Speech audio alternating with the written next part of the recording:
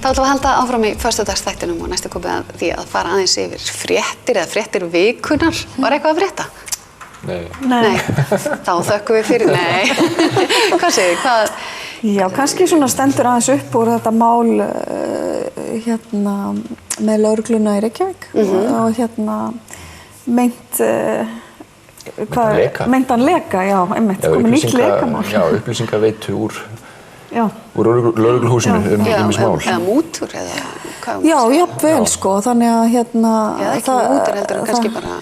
Mér skilst að ég var að lesa einhverja frétt bara í gær, skilst að sko refsiramminn miðast við það, þessi flokkisnefndi mútur, þannig geta átt yfir höfðu sér 3 ára fangelsi fyrir að hafa þegið fé fyrir að hafa veitt upplýsingarnar. Já, annars nú lítið af einhvern veginn... Forsetinn reyndar, við erum nú ekki búin að hitta sína forsettina. Nei, okkur var nú ósk okkar.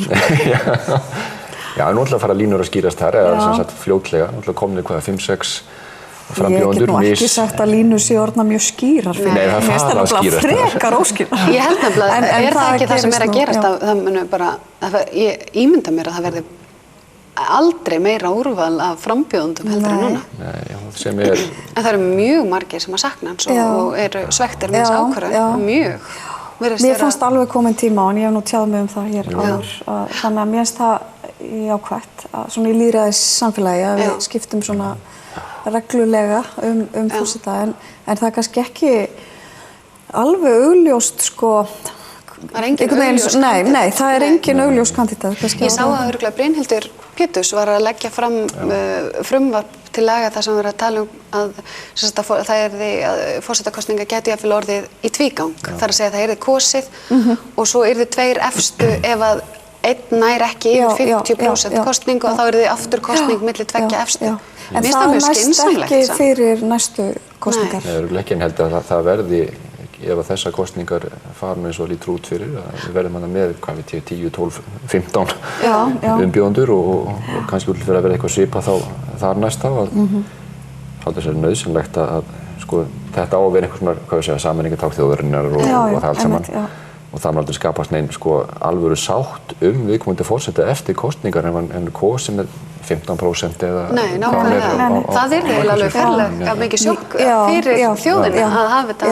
En ef ég man rétt að það var nú stjórnlagaráð með nákvæmlega þessa tillögu inn í sínum stjórnarskrárbreytingum. Af hverju er ekki búið að klára þetta mál? Ég veit ekki, en það er náttúrulega, það hafa verið kosnir hér forsetar með minnihlutafylgi og aldrei verið kannski nein sérstök umræðu að breyta þessu. En Vigdís var það? Já, Vigdís var það. En þá höfum við líka alltaf verið að horfa á 4 kannski frambjóðendur. En þetta svo allt öðruvísi ef að það allt í einu endar á því að þeir verða, segjum að þeir verði 20-30. Þú veist, þá er náttúrulega möguleiki á því að þeir verði kosnir með alveg brjálæðislega litlu fylgi og þá geti... En ég finnst eiginlega sko fréttirnar varðandi þetta ekki síður vera þær, það er mjög eðlilegt að séu komnir fram einhverjir frambjóðendur en þegar þeir eru nú farnir að draga framboð sér tilbaka strax eftir, mér finnst það var svolítið fréttnæmt. 2 dögum síðar. Já, eitthvað svoleiðis sko. Þetta hefur verið bara eitthvað flip. Jú, og svo virðist nú sko væntanlega frambjóðendunum alvara með sínu frambóði sem komin eru en mann sín svona að sé hvað að segja mismikil innistæða fyrir frambóðunum og af þeim sem mann hinga til að gefa kost á sér að kannski helst að maður sjá að Þórgrímur geti svona átt einhverju raunhæfa möguleika þegar upp staðið. Hann nú pínu búinn að skauta hann á svellina aðeins. Svona með svona viðtölulegum ummælum sem hann síðan kvartar undan að séu dregin í fjölmiðlum en hann í forsetaframboði. Þetta verður allt sem hann segir og gerir hérna frá dregið fram í fjölmiðlum. Þá það að tala augnsambandið við Kviðdóðunga. Já, það var þarna með brjóstakjöfuna. Svona mansplaining, það sem kallað er. Ég man ekki hvað það kallast á íslensku. Hrútskýring. Hrútskýring, já, einmitt. Það geta verið varasamar, hrútskýringar. En auðvitað ger ég ráð fyrir því að þetta það nýtilkomið Ólafur búinn að segja sig frá þessu þá í þetta skiptið. Ég reikna nú fastlega með því að nú sitji svona nokkrar af þeim innan gæslappa kanónum sem nefndar hafa verið. Nú sitji þær og svona hugsa sér í gang og Á Þóru að fara aftur?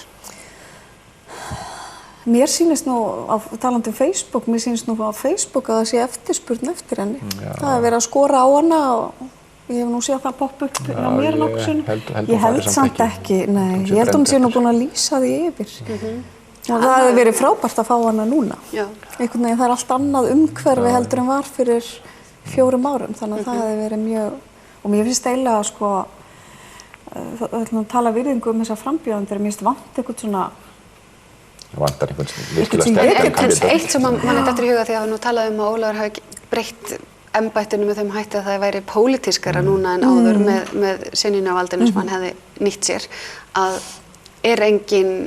enga líkur á því að pólitískir flokkar fari að slá sér saman í að koma sínum frambjóðendum þá á framfæri. Það má alveg búast við því. Alveg búast við því og það er svo sem ekki nýtt. Hún Altali hefur sínum tíma, Pétur Hafstein hafi verið frambjóðandi Sjálfstæðisflokksins og þjáninguttunum, þannig að það er ekki nýtíðin þannig laga. Og Ólafur átti náttúrulega pólitíska fortíð, þó að embættið sem slíkt hafi kannski ekki breyst fyrir en eftir að hann varð, og það ætti kannski heldur ekkert að koma okkur óvart. Já, svo kannski kemur bara Geir á orðu, blessa Ísland aftur eða einhverju í þá áttina?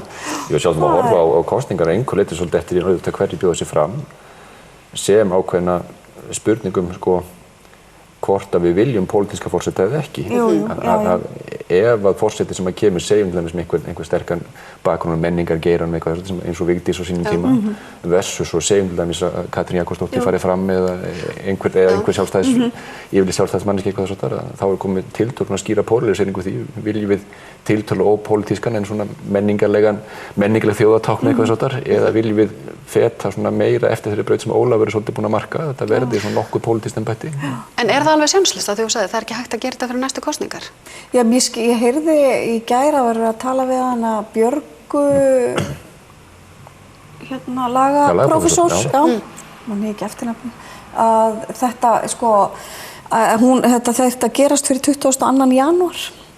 Að gera breytingar á Hann er ekki kominn, Nei, en henni fannst mjög ólíklegt og ég held ég verið að taka undir það hjá henni að það næðist pólitískt sátt þetta mál á svona fáum dögum. Ekki á viku. Þannig að hún vildi meina að þetta væri mjög ólíklegt að þetta myndi gerast fyrir næstu, og hún nefndi dagsetninguna 22. janúar, ég svo sem þekki ekki bóndadaginn. Nei, já, einmitt, að það væri þá einhver, alltaf sé ekki 6 mánuðum fyrir eitthvað svoleiðis, þannig að fannst það ólíklegt að það myndi nást pólitískt sátt það á svona stuttum tíma, En það er nú gaman að sjá fólk vinna bara svolítið hratt. Klára mál bara, afgreiða þetta. Tjekklista. Heyrðu, það er lítið að frétta hjá okkur þessa vikuna, þannig séð og lítill tími, en ég fæ nú að fá okkur aftur og þá kannski tölum við ekki forsetaembættið, eða hver veit.